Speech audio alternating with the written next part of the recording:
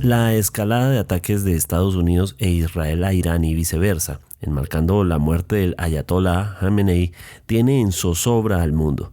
La amenaza de una carrera misilística se cruza con los efectos sobre el mercado energético mundial, que tendrá implicaciones en Colombia.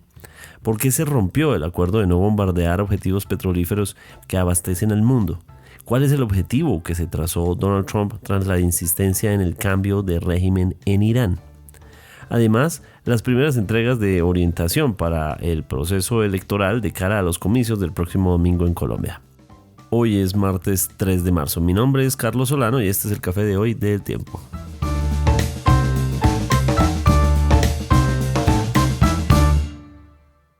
El Tiempo es un medio aliado de The Trust Project. Comenzamos en este episodio con una serie de entregas dedicadas a las elecciones del próximo domingo 8 de marzo, ayudarle a los electores a identificar y entender los tarjetones que van a recibir para votar bien informado. Porque de hecho, por ejemplo, ha sido discusión en las últimas horas un señalamiento del presidente Gustavo Petro al registrador nacional de la Nación, que dice que en los puestos de votación en el exterior hay una información, mostró unas fotografías con un afiche que muestra cómo se indica que no se debe votar, marcar varias casillas en el tarjetón de las consultas interpartidistas. Para el presidente esto es básicamente una injerencia en los votantes para que voten en las consultas. La respuesta del registrador es que esto es información para ayudar a los electores que tienen que pedir el tarjetón de la consulta si quieren usarlo. Entonces, información fundamental: cómo votar en las consultas interpartidistas. En caso de pedir el tarjetón porque decidió votar por él, tiene que entender que está las tres consultas dentro de un mismo tarjetón y que una de esas registra en la parte superior la consulta de las soluciones. En esa están los dos candidatos de la consulta de las soluciones. En el medio se encuentra la gran consulta por Colombia y en la parte inferior se encuentra la consulta del Frente por la Vida. Si el votante marca dos o más opciones o marca en una consulta y en otra, anula el voto. Por eso tiene que votar exclusivamente marcando con una X sobre el logo y la cara del candidato que escoge en una consulta. Eso sí pidió, repito, el tarjetón de consultas, pero cada votante recibirá el tarjetón para Senado y el tarjetón para Cámara. Además, cada jurado en la mesa tendrá a disposición para los votantes otros tarjetones que tienen que ver Cámara de Representantes, uno de color café para circunscripción territorial, otro de color verde para circunscripción indígena y otro de color gris para la circunscripción afrodescendiente. Eso si lo solicita el votante. Con respecto al Senado, está con lista con voto preferente dos opciones. Uno que tiene que ver con el tarjetón azul, que será de la Circunscripción Nacional de Senado, y uno de color rosado, que es el tarjetón de la Circunscripción Especial de Comunidades Indígenas. Toda la información disponible en eltiempo.com, pero aquí entregaremos durante esta semana más información.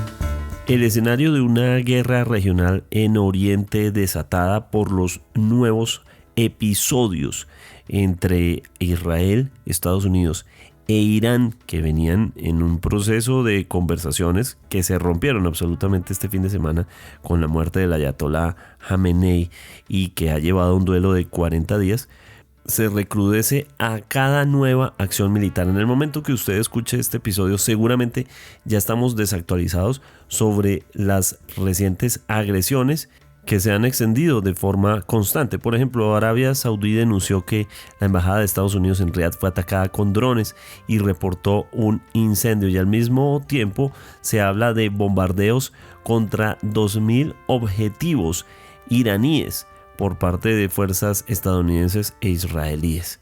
Esto se ha extendido también a Dubái, a Qatar, entre otros países de Oriente que a su vez son jugadores fundamentales en temas como el mercado energético mundial.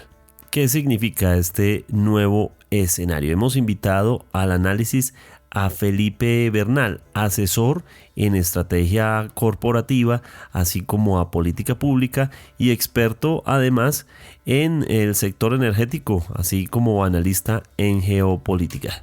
Bienvenido, Felipe.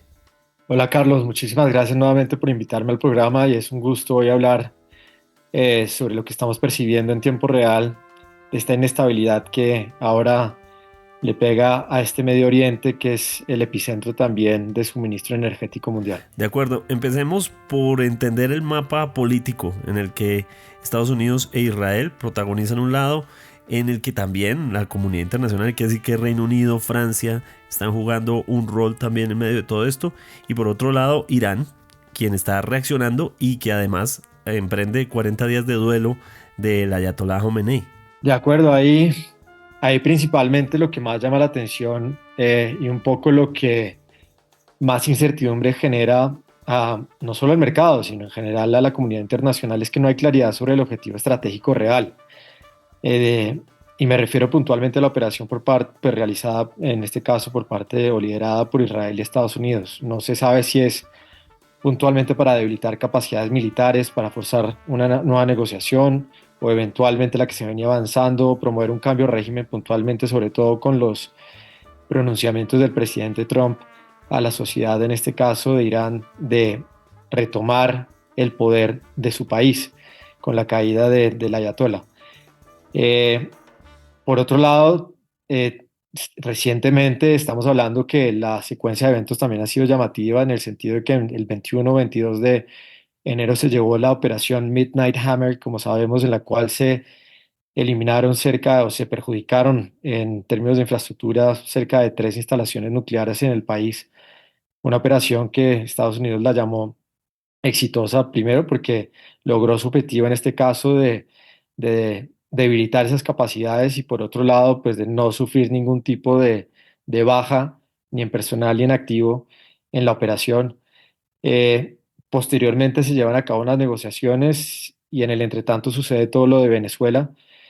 Las negociaciones realmente no toman muchos días, parece como si fuera un pliego en el que si Irán no estaba dispuesto a acceder, pues simplemente el uso de la fuerza iba a ser inminente y al parecer así fue. En este momento no sabemos cuánto va a durar esta escalada militar de ataques. Sin embargo, llama mucho la atención que el presidente Donald Trump de Estados Unidos señala las similitudes o los caminos similares que debería tomar Irán con respecto a cómo fue el escenario de Venezuela. Básicamente como si metiera en la misma bolsa los dos fenómenos muy diferentes. Cuando hablamos de Irán, no hablamos de un régimen similar al de Venezuela, sino que aquí se involucran otros elementos como la religión. Pues efectivamente hay una enorme diferencia entre la intervención que hubo en Venezuela y la que estamos percibiendo en Irán. En Venezuela principalmente se entendía y fue muy evidente, al inicio se tenía la duda, pero luego fue muy evidente que la intención primaria o priorizada no era un cambio de régimen, era sobre todo el acceso a las reservas de petróleo, a la estabilización un poco de la industria y al levantamiento de las sanciones para que esa industria se pudiera fortalecer. Esto condujo unas expectativas más que todo de expansión de mercado, de abundancia en el mercado, que condujo principalmente como a una expectativa, por lo menos de los que estamos en el medio de mayor oferta. Y a medida que iban sucediendo los días, pues entre enero y febrero, sobre todo por parte de las decisiones que tomaba Delcy Rodríguez y el gobierno y la asamblea en Venezuela, pues iba viendo que había una alineación frente a estos intereses de Estados Unidos y las decisiones que se tomaban a nivel político ya en Venezuela, en esa apertura del mercado. No hubo una intención de cambio de régimen porque aquí simplemente se removió lo que fue Nicolás Maduro y simplemente quedó la sucesora en Cabello y los demás, los mismos militares, el mismo mando y por lo menos con una promesa en un tiempo que todavía no se tiene muy claro, puede ser entre 18 y 24 meses de un proceso de transición democrática, que es la parte de cambio, por lo menos de régimen, pero siguen habiendo incertidumbres. En Irán, por el contrario, si bien, por supuesto, yo creo que incide sin duda el acceso a las reservas, no solo de petróleo, sino en especial de gas. Tengamos presente que Irán es el segundo país en el mundo con mayores reservas de gas en su subsuelo. Y por supuesto, con el acceso y el veto del Estrecho de Hormuz al tránsito del 20% de petróleo y 20% de gas licuado a nivel global, sin duda el tema energético tiene una incidencia importante estratégica en la decisión.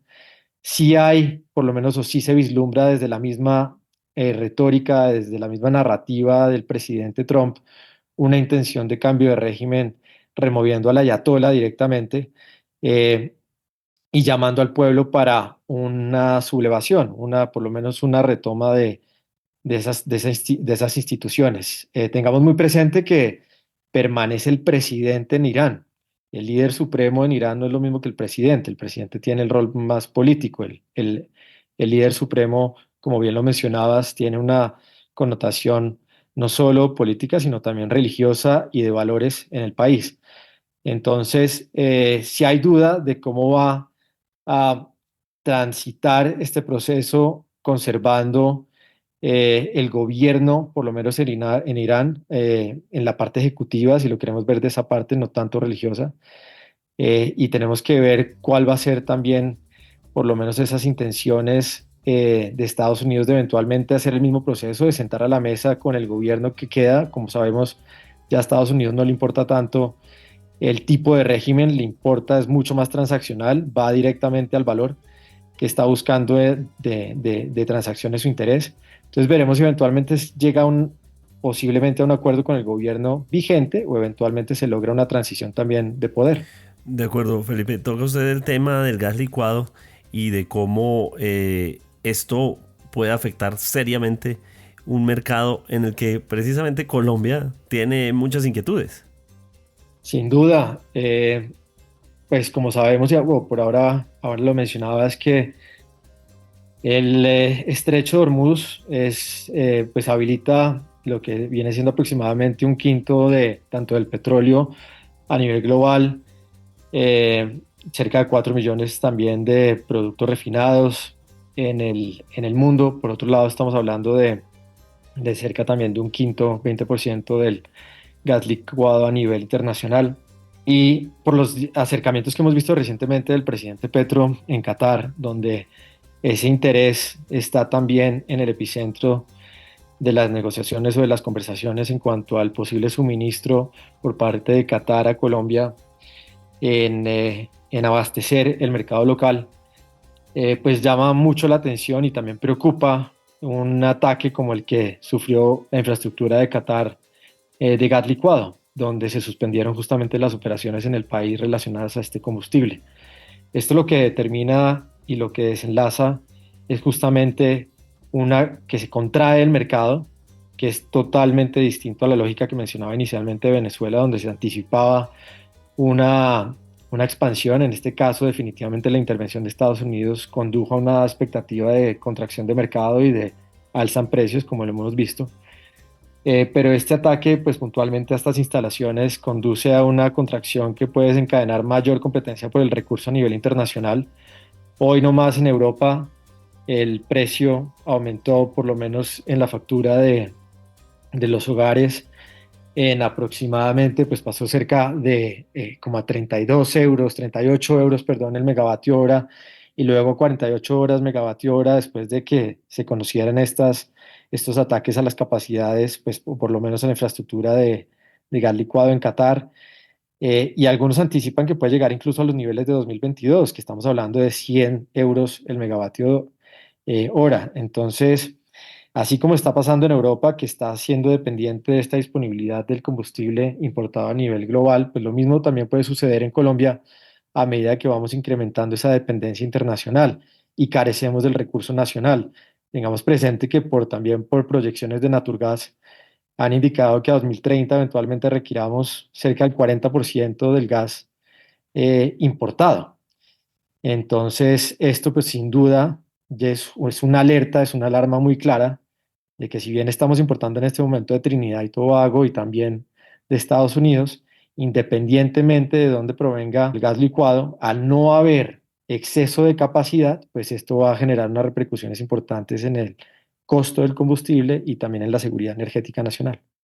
Teniendo en cuenta el escenario en el que estamos viendo ataques a instalaciones militares, estamos viendo ataques para reducir la capacidad de misiles de Irán y asimismo Irán también ha respondido, pero no solo eso, también infraestructura energética, ¿verdad? Absolutamente, y este es un punto también crucial dentro de la magnitud de eventos que está sucediendo en este momento, porque los 6 países del Consejo de Cooperación del Golfo están bajo ataque directo o indirecto.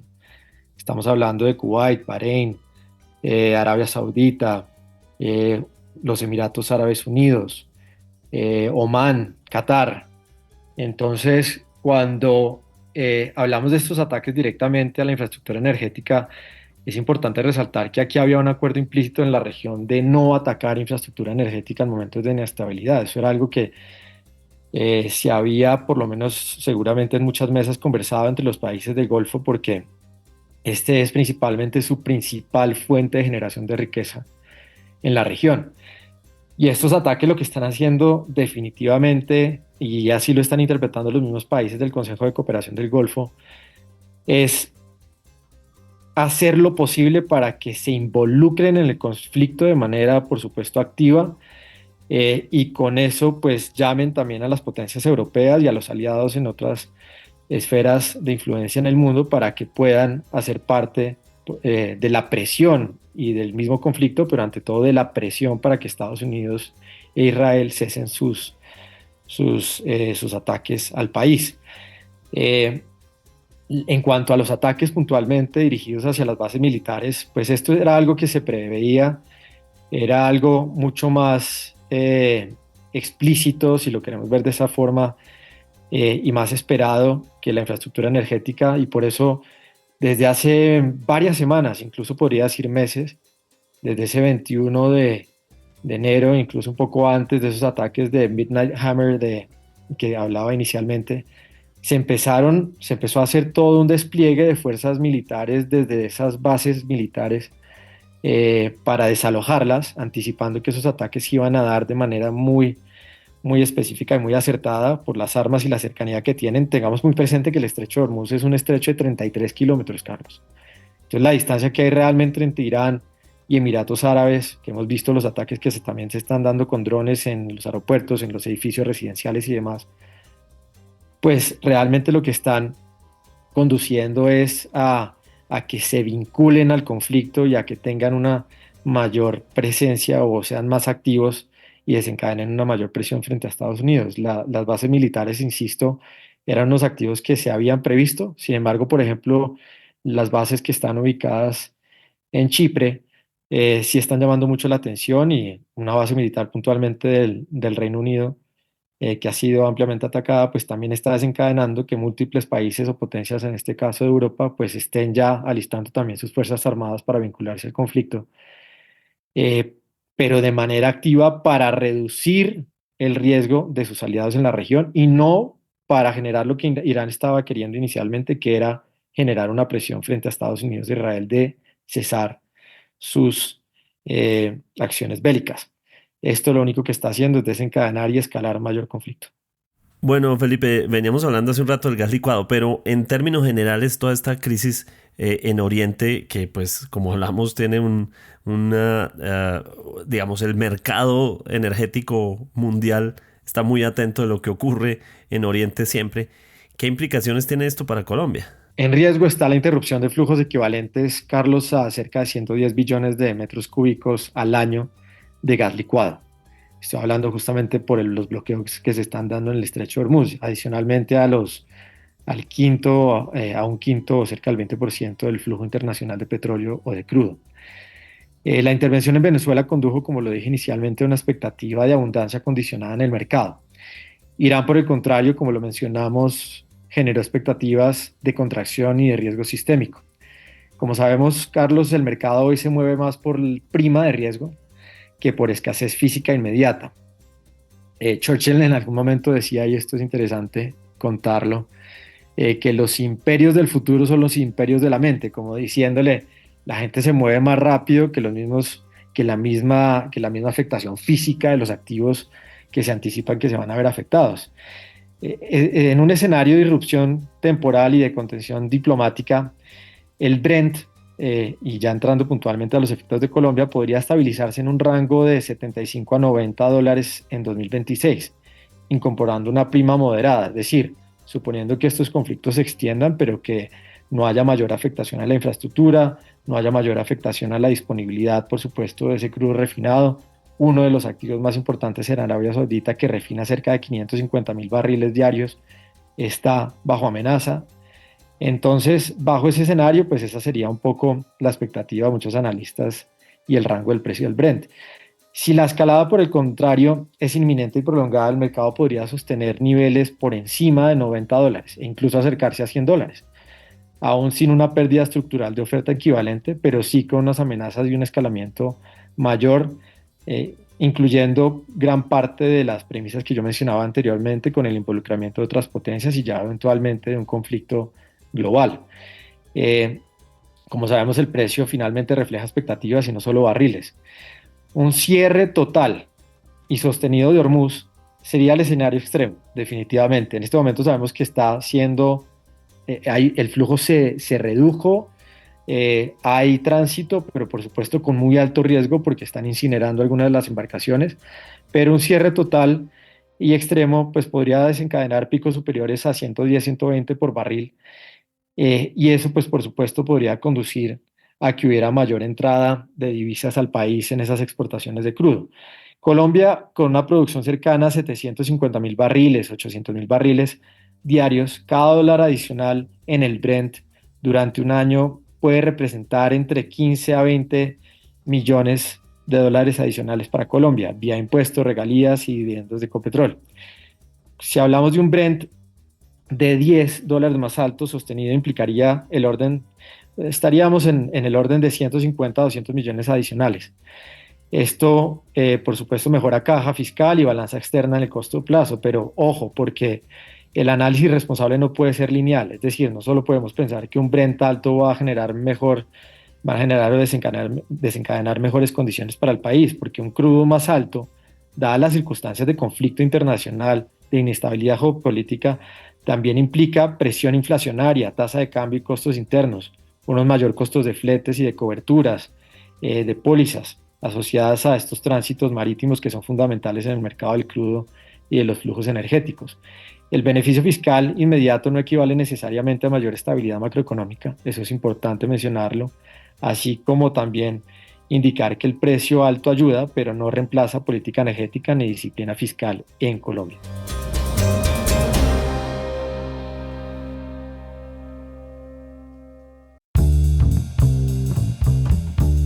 Gracias por acompañarnos en el café de hoy. Suscríbase en todas las plataformas de podcast y en el canal de YouTube de El Tiempo. Nos encuentran también en Instagram y en X como @podcasteltiempo. Además, si quiere recibir a través de WhatsApp la notificación de cada nuevo episodio, siga el enlace que se encuentra en la descripción o envíenos un mensaje con la palabra suscripción al teléfono 320-353-27 y haga parte de la comunidad del café de hoy. Mi nombre es Carlos Solano. Podcast El Tiempo.